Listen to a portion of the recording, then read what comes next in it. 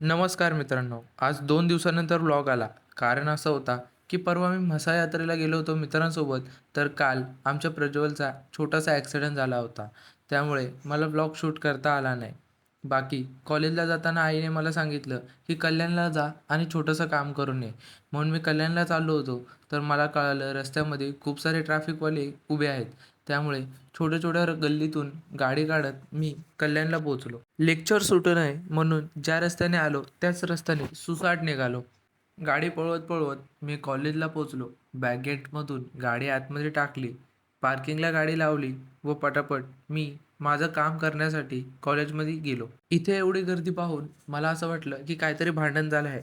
नंतर जवळ जाऊन पाहिलं तर त्यांच्या एका इव्हेंटचं प्रमोशन चालू होतं. म्हणून त्यांना इग्नोर मारून मी सरळ पुढे गेलो. काय नाही बिनकामाचा तमाशा आहे फक्त.